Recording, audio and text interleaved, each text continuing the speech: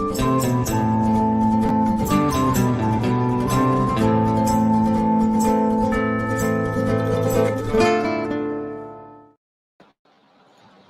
everyone, welcome to Film Adda. It's a part of the Bangladesh European Union Film Festival. And today we have two guests.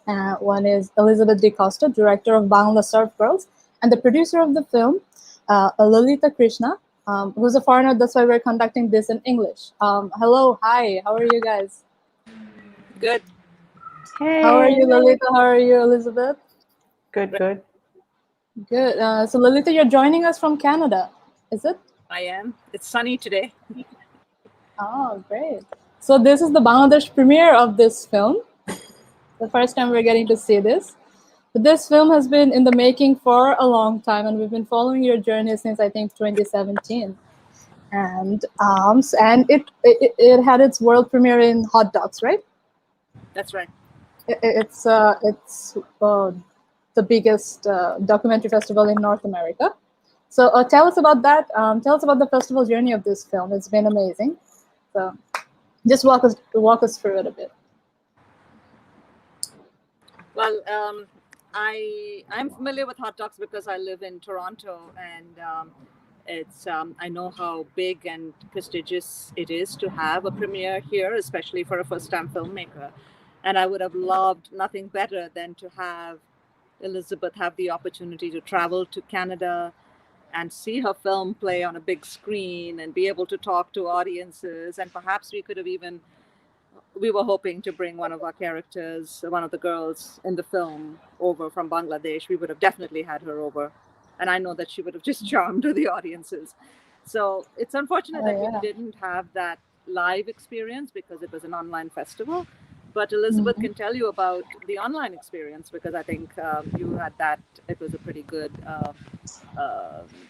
pretty intense and busy time for you, right? Yeah, Elizabeth.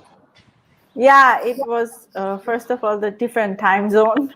And it was a new experience. And I think I was trying to first avoid all virtual, like all these online festivals things, but finally I got over it and started to get used to. But I think I started to look at the positive side. I felt more, I was able to, those meetings that I had, the market with the industry people, it was interesting. It was just like, it's more one-on-one meeting. And people were giving advices, and I think there were more networking happening, and I got good feedback, which is still by text or it is different. It is really those emotions. I am not being able to see people's face, but that energy is missing. But so trying to embrace. So let's talk about what the film is all about. So it's an observational documentary of coming-of-age surfers, girls who are between the age of 11 to 14. And they're all a part of a surfing club in Cox's Bazar. So where did you find these girls? They're so amazing to observe. I mean, I saw the film as a part of this festival, and I was just blown away by their spirit and their competitiveness and their dreams and everything. Where did you find these girls? Well, should I start, Lolita? Well, I saw them in Cox's Bazar, and when that's a given. But like, how did you connect? And then it was interesting to see them, but because they were roaming around with these surfboards, wearing salwar kameez, and some of them were actually answering back to people, and I knew some of them were also the same girls. I could see they were selling, beach beads sell kortese. So it was interesting, like the contrast. And then I thought, well, they were portrayed in different media, but one thing I was missing is like, how would that be in their life? you know, everyday life, where they come from. And then when I got a chance, as a sister, I got a chance to be able to go to their houses and see them. And then immediately I knew this is a kind of story that needs to be told. And that's how Lolita, yeah, she came on board. It's a story behind story. Yeah, and when did Lolita come on board? Well, we were shooting a different film also in Bangladesh at that time. And Elizabeth was partnering with us. She had helped us with that project. And at that time, she mentioned to me that she's got this amazing, you know, story about these girls. And when she talked to me about having seen them, exactly what she said now about these girls walking with surfboards, and then she really wanted to get into their lives and figure out where this was going to lead. I said, you know what, let's do it. I think the best thing would be for you to get some of these characters, I hate saying that, but that is what we call them, right? Some of these subjects on People, screen, please. people, young girls. Yeah. Let's get them on screen, and then let's create a demo, and then we'll try and pitch it and see where we can take it. So then Elizabeth filmed them and sent it to me in a very short turnaround time. We actually, I think you might have gone there for 3 days or something, and we were picking characters, like trying to figure out how many subjects we would use, how many girls we would follow. And that was a time when she sent it. We edited it in Toronto, created a demo reel, and pitched it. And you know, it was little by little we managed to raise some funds and move from stage 1 to stage 2 to stage 3. That's how we followed the journey. So the life of the documentary, making the documentary, it's got its own life similar to the girls' lives, and that's the journey that we sort of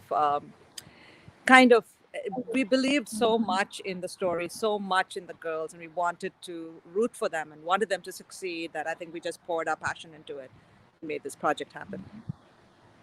Yeah, and also Elizabeth, you were quite lucky as well, because you saw this arc in these characters throughout this 3 years. You know, sometimes you can be with them and nothing happens in 3 years, but a lot of things happened in these 3 years that you were following them. And Lolita, did you come to Bangladesh to see these girls? I did come to Bangladesh. I was supposed to come twice. The first time, circumstances, unfortunate situation that I couldn't come. We had to cancel at the last minute.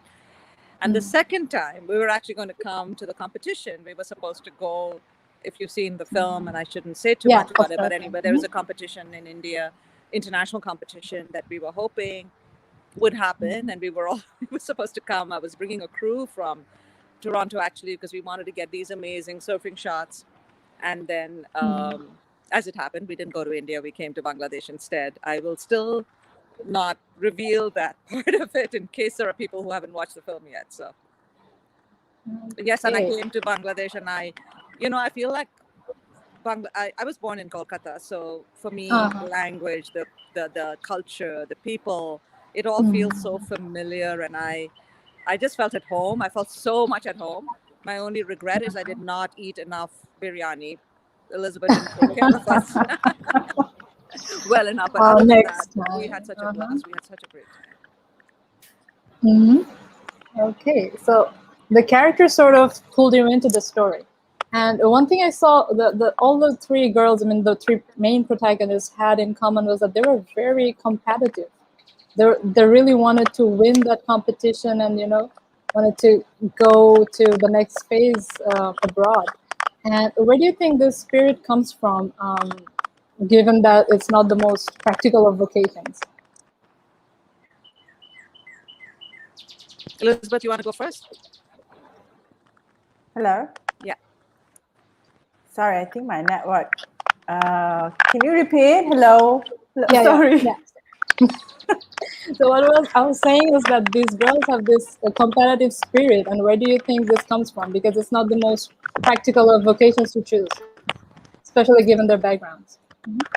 Yeah, I think it's that something when I was talking to them first, doing my research, and then one of the girl was like telling me how she felt she also wants to watch Dream. Like she said that even if I come from a background like this, I want to be able to fulfill my dream, or I have other dreams, rather getting married or working in a kitchen like a housewife. It's just, I think they were definitely, Rashid was one of their push, that who really gave them an opportunity, because I think Rashid also saw in these girls that they have this already, that character. I mean, they were coming to the beach selling eggs and stuff, 5 a.m. in the morning, like when they're 13, 12, 13 years old kids. Like, imagine, they were already, they wanted to break something, or make some changes. And I think, yeah, that spur out when they were able to, got some chances from Rashid, or through Rashid, maybe that's how I should say it. Lolita, you want to add? Yeah. I think for us, also if you see the spirit, I think a very important piece in this is the power of sport. Just the idea that you can achieve something and do something. They don't see too many role models in terms of young girls like themselves. Exactly what you said. It's a very perceptive question, I must say, that the girls don't see others like themselves. So therefore, you don't see a role model, and so you don't believe in yourself because you've never seen anyone else do it. But the minute they got on that surfboard and they felt they can do it, and one of the girls, I think it's Chuma, who says, when I was hearing the claps, when I was hearing people say, wow, you did it, that's when gave them the energy. They wanted to do it again and again, getting on a skateboard or getting on that surfboard, which is a tough thing. Even though she had an accident, she hurts herself, she felt, oh, what's a big deal? I'm a sports person. Everybody gets injured. I want to do it. It was that spirit that propels them and keeps them going on and on. And I think it's that determination that you can't take away from anybody. Once they've got the taste of that, it's like, I'm going to get to the top. And I think for all sports people, or for anybody, if you believe that you can get to the top, at least you make the effort. But if you're told all your life that you can never do anything, you believe that, and then you never try. That's what these girls had seen. Their aunts, their mothers, their sisters, they were all getting married at a young age. They're having children, and then they just remain subjugated by in the box. partners. Yeah, and they put in the box. So I think breaking out of that box and doing it just gave them that spirit, and we just hope that the film supports that, even though it may not have gone entirely the way they planned. Yeah. And these girls were from the slums of Cox's Bazar? Is it true? Yes. Okay. Yes. And so all the girls in the surfing club, they were from the slums, or there was a mixture or anything? No, I mean, most of their houses are really like, they live below poverty. Okay. All the girls have all been the ones who are the beach vendors. That's whom he targeted. Yeah. Those are the only girls who went after. They're not tourists. They're not, people who can afford to pay for a surf club. He wanted to go and give that opportunity to the girls and boys who literally have nothing at all to their names. They are destined to live in poverty. Yeah, so poverty plays into, it plays into why their parents actually allowed them to be surfers in the first place, I think, because they received some cash and food incentives for this. Can you tell us about that, about the incentives? Yeah. So Rashid set up this system, which is like when he saw these girls are selling, so he came up with this brilliant idea that why not, he try and convince the family that at the end of every month he will be able to, raise some funds, and with that funds he will be able to give some lentil, rice, and stuff that they need to eat, so that in exchange the family will let the kids come to do the surfing, and so that they don't have to spend their time making money, because that's already taken care of by the club. Yeah, so that was something. I just want to add that I think what we don't realize is circumstances and poverty is the reason why parents were forcing these kids to work because there is no option, right? And that continues to this day. And very few people realize that. In some ways, you can't blame the parents. So if you find an alternative income for the families, they were supportive. They encouraged them, and they were there, during the competitions. They are there and I mean, all credit to Elizabeth. She really embedded herself with the families. She got to know the parents and formed this bond. So even Aisha, whose dad was not supportive at all, formed, like, he welcomed Elizabeth into their home. He said, "You have formed a bond with my daughters, and I appreciate that." So they recognize that. And I think that was very key to the success of the access and being able to get the authentic footage that we've been able to get. When you approached them for this documentary, what was their initial response? Initial response, I mean, absolutely, like every other media went there and did the story. And as you understand from the Bangladesh perspective, You just come and go. Yeah, আমার কি হবে? Like, what is my benefit? আমার কি হবে এখান থেকে? So that was a kind of, definitely, absolutely, with all respect. And they have seen people going in and out, right? So I totally understand. But that was something, Lolita and I kept on talking about it, like what can be the creative way, because that's how I learned what is called creative solutions now. It's like, how long can I keep on, how long, like when we are in Bangladesh, definitely we see the beggars and everyone is trying to, survive, and we try and help them, but how much we can help them by giving 10 taka every day. Rather, we were trying to come up with ideas, or definitely it was hard for me to see they were going through this, but we didn't want, that's something ethically I wanted to maintain, like we didn't want to go through any money relationship. But that's something maybe you can say, okay, that's something I've learned in my film school as well, and that's something Lolita and I stick to it, that it's we don't want that. We want it to be authentic and a true voice. So I was able to convey that message to the family and the girls, and one of my character, Shabi Maharaj, she always used to say, she's like, "Oh yes, people will hear my voice, right? Like this is my life.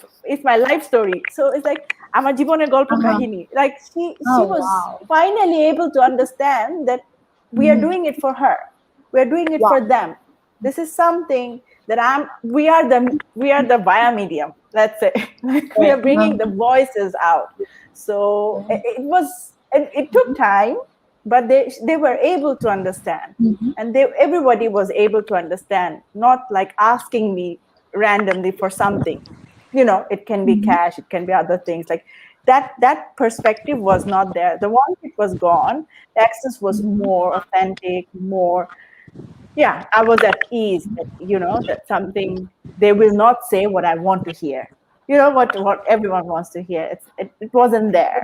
And it took time to make them understand. And I think it took a lot of time between me and Lolita to come up with these creative solutions. Also, when I was in Chicken and Egg, there we had a big discussions about countries like Bangladesh and countries like Somalia, like other countries. Filmmakers were there. How how to balance that. We see the poverty with our eyes, so when we are filming, so where is that line, the balance?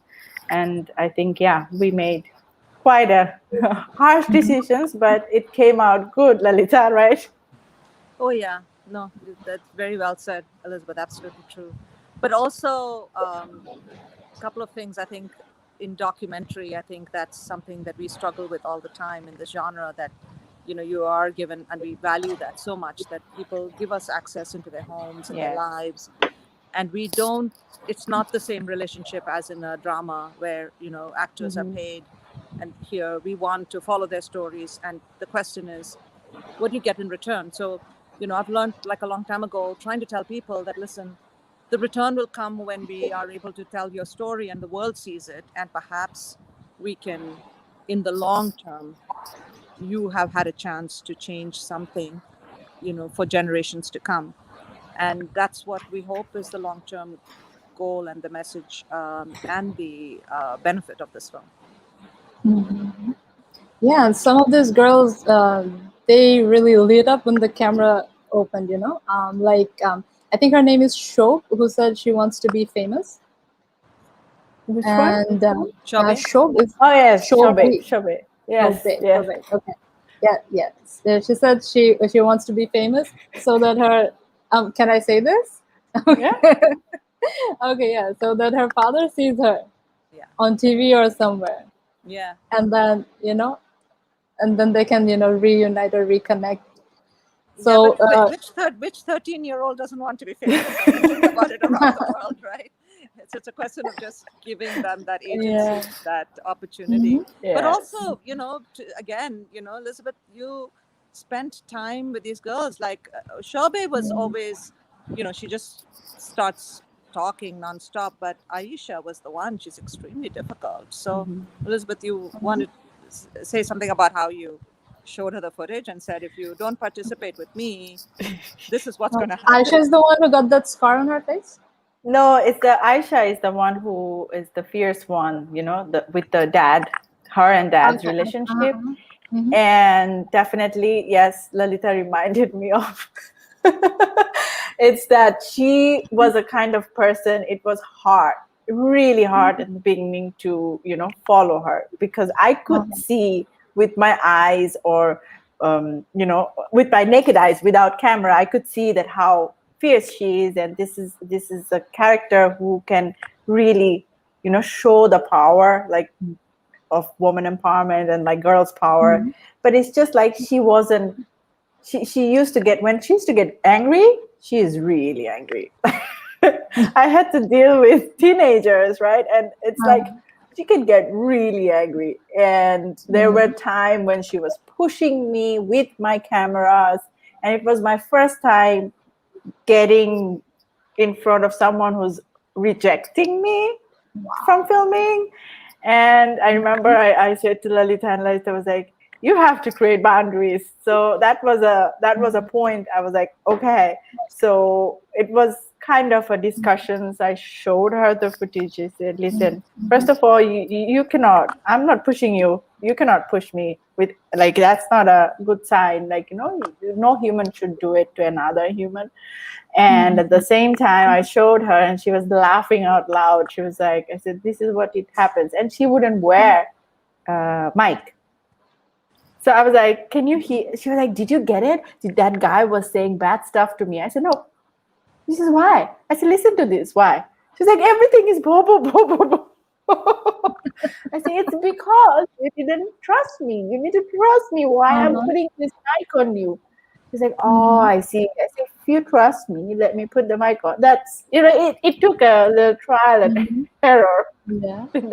How long did you stay with them before you could start shooting? 2016, I met them. Yeah. I think whole year I was there, like as a sister, trying to,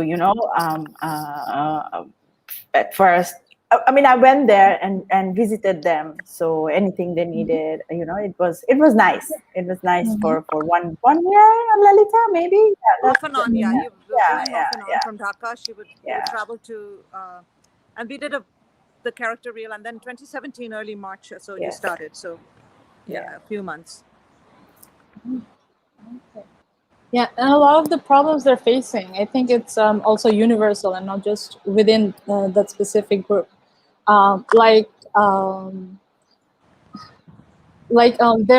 all kind of dreading that their parents want to marry them off, and also their fathers are like so angry with them for leaving the house and try to like confine them within the house. I mean, these are things that the sort of transcends class, and we can all relate. I mean, Bangladesh is a lot of the families are very conservative, and a lot of people face this, and it's not really just specific to Cox's Bazar and the beach vendors there, right? Can you tell us a bit about the universality of their struggles? No, it's very true, and I think I'm just going to talk about the universality part, and then we can get into the specifics. But I mean, the reality is that I think what the film really captures is how fragile their lives are, how things change so quickly, things that we can take for granted in some ways, being a little more, when you have access to education or, so to have means or a job or whatever, and you don't have that access, it is your life hangs by a thread. Little things happen and it completely shatters everything. The club doesn't have enough funds to support them with food. The girls stop coming and they're back selling again. It's that instant how it affects them. So definitely I think these last 2 years have been very, very difficult for them because of COVID, really, which affected everybody, but has impacted them even more because the surf club has not been able to be functional, and they've not been able to work, and there's even more pressure on them. When I'm saying work, I mean because they consider surfing as working, being in the club, because that's how they were getting money. So that, I think, has since we've made the film and released it, we've also been in touch, Elizabeth's been in touch with local NGOs, and we are looking at sustainable ways in which, there can be more permanent kind of a situation which supports girls, because I think what these girls have done is they've shown what's possible in the future, what other girls can aspire to, and where they can go. So, and their feisty spirit is an inspiration for others. So the real hope is that we can set up a system which we have now created that will be sustainable, that that will be there, where there's more of a permanent solution for them for years to come. So we're hoping, we've just literally signed off on that, and it's just literally gone live on the website and everything. And Elizabeth was able to broker that locally with a local NGO. Okay, yeah. Another character that comes up is Rashid Bhai. Tell us about Rashid Bhai. Well, Rashid is, cool dude of Cox's Bazar, let's say it this way. Everybody knows him. He's just, he loves Bob Marley. He's very much, I would say, a surfer. Like, he dreams. He's a dreamer, and he wishes that girls will one day, Bangladeshi surfer girls will compete internationally, and he really believes in them. That's what I should say. Like, he invested a lot, and he sacrificed a lot for these girls, despite all the society norms and everything. And he tried to convince. He was there. You saw it. I'm not revealing the whole film, but he was. He was there, like their brother, like their father figure all the time.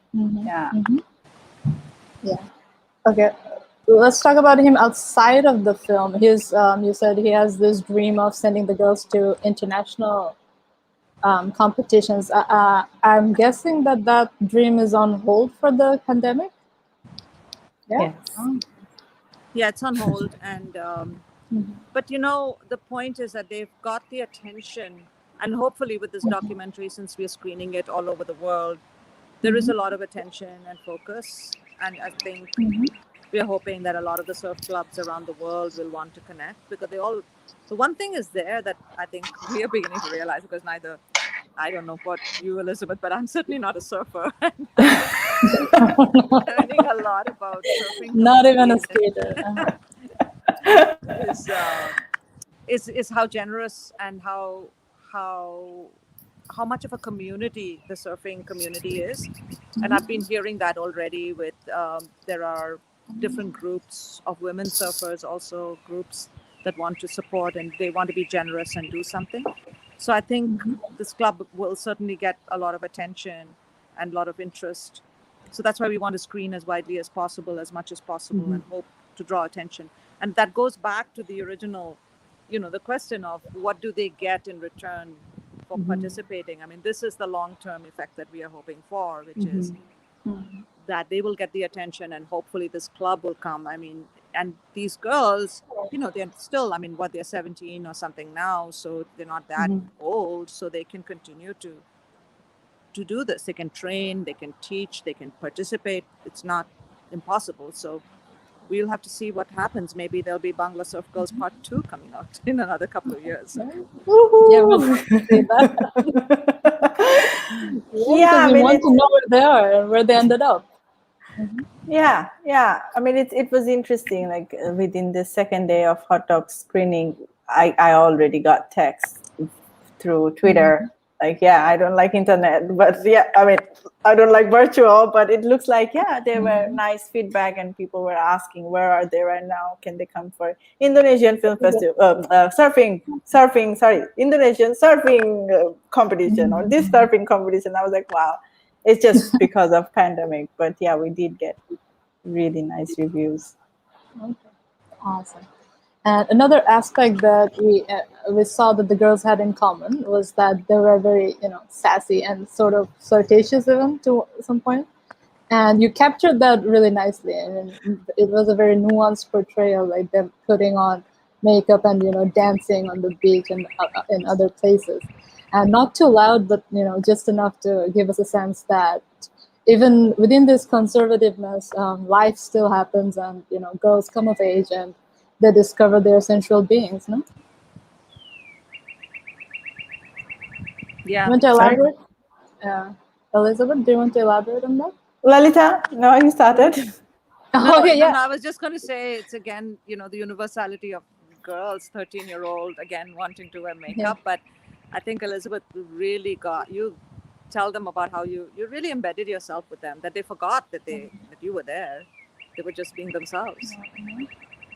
Yeah, I mean, it's just small things. I also, I must say that the whole it was a journey because I'm saying that also it's a credit also goes to the whole post team and Lolita and the post production team as well, because there were moments, these moments where sometimes it was for me like, do I really want to use it? Like, I was also in there, right? And there were moments when, now that I see it, yes, I can relate. It's just how even small things, they were talking to me without forgetting that there is a camera in between us. It was just, I think it's just, yeah, credit goes to also the girls, because they were able to trust us and our process, and they helped us, I should say, making this film. And they were being themselves, I must say. Yeah, it never felt like that they're performing between action and cut, because that looks very imposed. But this one was very organic. And I do. Yeah, can I just Lolita, add one thing? yeah, I do sure. want to say here. I just want to add one thing, which is a comment that came from one of the viewers, and I think it's really important. It's someone from the US actually, who watched the film and said, "You never." And by the way, this person is a really, really well-known documentary filmmaker. Can we have a name? Yeah, Shelley Sewell. She's Okay. she's Canadian but works all over the world. And she said, you never get to see girls of this age from that part of the world talking and behaving like this. So this is why this is such an important film, because you're giving voice to these girls and having them, because usually they're portrayed as victims, or they're portrayed as, as objects, or if something's happening to them. But here, they are, the sassy, outspoken, rebellious kids who are, girls facing a lot of things, but able to behave as they are in their true, authentic selves and have their voice. It's their voice that comes through, which was very important to show. They weren't just they weren't trying to play the victim on cue like many of the documentaries does. So that was something very unique, and I really like this. And like Lolita mentioned, that the character sort of forgot that the camera was there. So Elizabeth, I want to talk a bit more about this, and we were chatting about this yesterday actually. And so there was this scene where the father kind of unleashes hell on this girl. And how did you get to that? I mean, like, wow, we don't see this on film. It was so real, and it gave me goosebumps, really. Yeah, tell us how you got that shot. Amazing. It gave you goosebumps seeing that, and I was thinking, I hope he won't break my camera. I knew the camera was there. So. Yes. No, I mean, it's just it was a process, as I said. For me, it's learning process. I was learning to capture, and Aisha was kind of, at first she was kind of, she wasn't that cooperative, but later on she understood and she started to cooperate. And it was interesting that the minute, like, I mean, I'm trying not to reveal.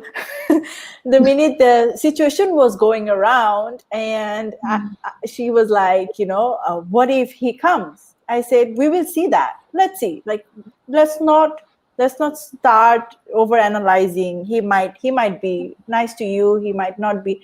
But when he came with that rage, I just immediately I took a frame. I was just like, okay, this is my safe place. I just stand here, and I filmed it, and he saw me. The first thing he did, he saw me. And that was kind of, I kept on telling the how should I say, the family, before going to the girls. Of course, I met with every family, and I tried to explain what I'm doing, because parents' permission is first priority for me, right? So they were so he was able to, like, when he saw me, he was like, okay. So he was like himself. And after I finished, he well, as also in the film you can see, like, he knew I was there, and he knew that from day one, since day one, I say that, I'm just trying to capture what you guys are going through, not making anything up. So don't do anything in front of me which is, that's we want to see or something. So it was really authentic, and he let me do it. So thank God he didn't break my camera. Yeah, and also you didn't try to intervene, because you'd been in a dilemma, like, is it going to get violent, or what should be my my stance here? So great scene. And did you meet up with the girls after the shooting? I'm still in contact, and they know both me and Lolita. We are trying to work hard, to get this film as much as we can, take it outside, and And they're still surfing? So I mean, because of pandemic, it is kind of, whole Cox's Bazar is under lockdown, so it's kind of tricky for them. And I hope this film will actually, give them a little next push, let's say it this way. And also, they are waiting to watch the film. Oh, they're still waiting. Oh, that was gonna be my next question. Yes. As Lolita said, we really, we were dreaming of taking one of our characters to hot dogs, but it didn't happen. But I really want to see the film with them on big screen together. And okay, so we've talked a lot about the film, hopefully without giving spoilers. I wanted to talk a bit about your individual career trajectories. Lolita, you're co-chair of the board of North America's Hot Dogs, and you're also co-chair of Ontario chapter of the Documentary Organization of Canada. So can you tell us about a bit about your involvement with Hot Dogs, and what specifically what you do there? Okay, I'll start with the documentary organization, which was a group of documentary filmmakers who got together to form this as a voice of the documentary genre in Canada. And it's over 35 years old, this organization, when they started. And they basically advocate for documentaries. As you know, you need groups of people who are passionate about a genre to be able to fight for it. And in fact, it was the documentary organization that started Hot Dogs, the festival, saying, why don't we have a festival? And then they started Hot Dogs. Wow. And so so the board is comprised 50% of filmmakers who are from this documentary organization. So as being on the board of DOC, I get to be on the Hot Talks board, and then made me co-chair about 2 years ago. And so it's a fantastic, I mean, the festival itself is just absolutely fantastic. It's brilliantly run. And I think having such a big festival in Canada has really helped us preserve documentaries and get funding for documentaries, because people can actually visibly see when you come. And I encourage everybody who's here to please attend sometime when you can, because it really Kind of is. expensive. And I should say the other biggest film festival is also in Toronto, which is the Toronto International Film Festival. So the two largest. Are they around the same time? No, they're not. One is in Hot Talks is run at the end of April and early May, and Toronto International Film Festival runs in September. And so the Toronto International Film Festival is the largest film festival in North America. So they so to have these festivals, so we have a very film-loving crowd, and the whole world comes to Toronto at this time of the year, for both for Hot Talks and for TIFF. And it's quite incredible, because when you have something like this, it creates that passion for films and advocates, and people come. So now Hot Talks also runs a cinema, the only one of its kind in the world, exclusively showing documentaries throughout the year. A cinema that gets it's 670-seater cinema. Wow. Where people can go. So if Elizabeth had come, we would have shown a whole group of people, which maybe we can do sometime in the future sometime. But it's something, collectively view a film together and then have a Q&A with the filmmaker, because in documentaries, I mean, the star of the documentary is the filmmaker. So, that's who it is, not your actor or anybody. People want to go and meet the filmmaker. So it really is a rock star experience that I hope Elizabeth will have one of these days. Missed. Yes, but I think, I mean, I just want to add, since we're talking about Lolita, that's one of the things with her was, it was also, as I said, learning process. And she was also mentoring me, like, this whole process was the journey between both of us, I should say, the belief, her belief on this story. And somehow we both got connected with the passion, which was like, we have to make this, and then definitely her one thing that is like, of course, she didn't mention this, like how she works for women empowerment and stories that talks about girls and women's rights. And then if you see her, I mean, Sadia, you already know that how she, from her profile, that that how she's been empowering other filmmakers from South Asian countries. So that's something I wanted to flag, that this is something we really, from Bangladesh, we are able to, like, if champions like you are there, like, we're able to bring our stories worldwide. Okay, so maybe we can have Hot Dogs online so we can watch it without having to buy the tickets, the very expensive tickets to Canada twice to watch the festivals that take place 3 or 4 months or 6 months apart. Okay, and so Lolita, you won many awards for filmmaking. Did you win them as a director or as a producer?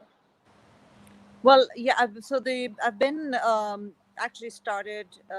So I used to direct and produce all my films until recently, when I said I really want to take a step back and do the producing part and empower more filmmakers and help bring, give this opportunity to others. And I figured, which one do I want to do? Do I want to direct or do I want to produce? And I figured there are so many stories to be told around the world, and especially the example that Elizabeth gave. I know the access to and the opportunities don't exist as much, for people, say, from Bangladesh or other the different countries. And that's what drew me to the story as well, or the previous one that we did in Bangladesh. I said, we don't hear enough.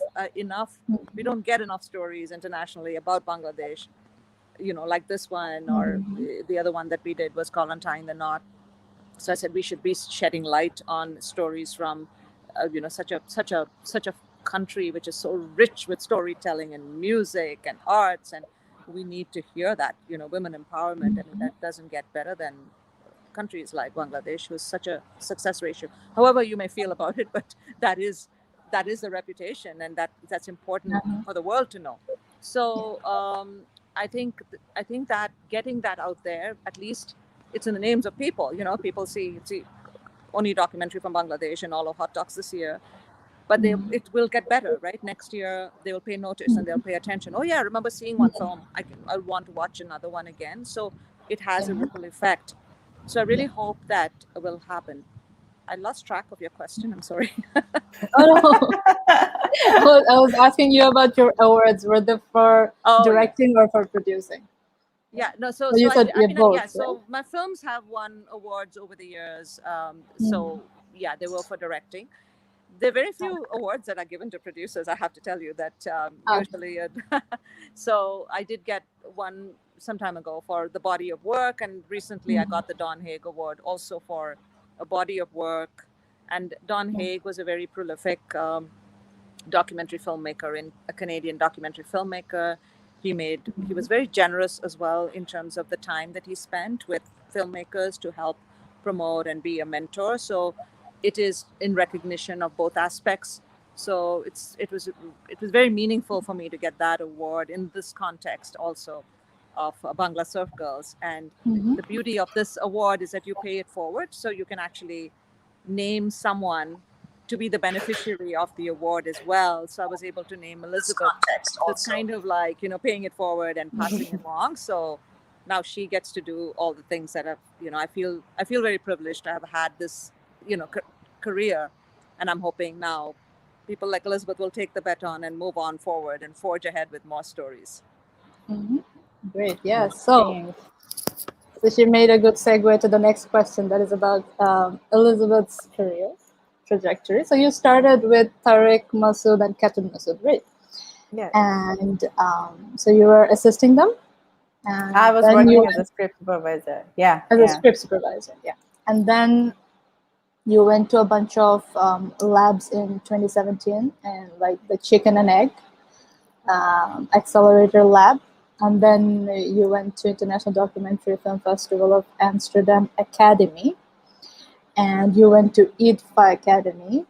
So these were all in 2017. And then in 2020, you went to Film Independent, to one of their programs. So can you tell us a bit about each of these programs so that, the new filmmakers who are watching this, they know what to expect or what to do in terms of applying to these things? Well, to say quickly, in 2017, when I got the Chicken and Egg Accelerator Lab, as a participant, I got a chance or selected. As we were discussing that how we first did the demo, and Lolita was in IDFA, and then it was kind of, people from Chicken and Egg were really interested from Lolita to hear about this story, and then encouraged us to apply for this. And then once I was selected, it was 1 year of mentorship, and they select 10 women filmmakers from worldwide. So we were 10 filmmakers coming from different parts of the world, all female, and that was throughout 1 year. It was interesting. It was for me to see other filmmakers, and we were talking about stories. We were talking about how to, understand the whole storytelling style. And there were different phases of filmmaking. Filmmakers were there. Like I was in a development phase, right? Development phase, and other filmmakers who already finished the film. Like it was mix and match. So it was a nice mentoring program. And while doing that, end of 2017 almost, we applied for the IDFA Academy, and then in the academy, I was selected there, and it was 100 filmmakers worldwide then. So it's just from 10 to 100 in one room. It was very, very much, how should I say, exchanging our what we've been through, or how to tell stories, or there was all kind of adda chit chat all the time about stories, curating stories, having fun. And that's when Lolita was like, meet Kim Longinato. I was like, yes. She came for one of the mentoring program, and she was, I think, yeah, I went asking her, how should I keep communication? Like, it's just, yeah, her Very documentaries serious. are beautiful. Yeah. Like, very serious. How can I do this? How can I do that? So it was so interesting, seeing those person in front of you. And then those, at the same time I was filming, but I didn't stop filming, which is what I want to say this in this platform, which is what I've been trying to, I saw over the years in between some of the young filmmakers here in Bangladesh, is just getting, frustrations will come and go, but it's like some people stop filming, which we had tough times, rough times, absolutely. But I was doing these labs, going to US, going to UK, going to Netherlands. Like, in between that, I kept on communication. Even if I couldn't film, like, the communication is still there. That's why the communication is still there even after filming. And at the end, 2020, Film Independent, that was just like, that's, yeah, after those two labs, this lab was, I mean, I know Lolita was also able to join that one. Because of pandemic, we couldn't go, but it was like LA time. So every night I was awake. It was just crazy time zone, time of the day. But I think we didn't feel it, because the mentorship, the program that was online, everyone was scared, absolutely. Like, all of us, 8 filmmakers who were selected in that program, everyone was scared. What will happen? How will we connect? We are talking a story here. How will we connect? But I think it was, for us, safe place. And then we were able to connect so much that we forgot the time and space and where we were able to. And everybody gave, I should say, honest feedback on the film, because by 2020 we were already in the draft phase of the film. So we got good feedbacks, which was, sometimes it's important. Even, I mean, I feel like it's me as a learner, or I'm doing my first film. I welcome all kinds of constructive criticism, because it helps growing, as you say, the career. Like, I am not going to stop after making one film, right? I have to go on. So this project will give me some lessons that I will move forward with that for the next one. So I think those are the lessons. Like, I really, really admire what I've been through. Next time, if you're going to LA, you will adjust your sleep cycle beforehand. Or you'll be sleeping in the afternoon for 2 weeks. Okay, so we have 5 minutes left. So I'll ask for closing remarks from both of you. Lolita, would you like to go first?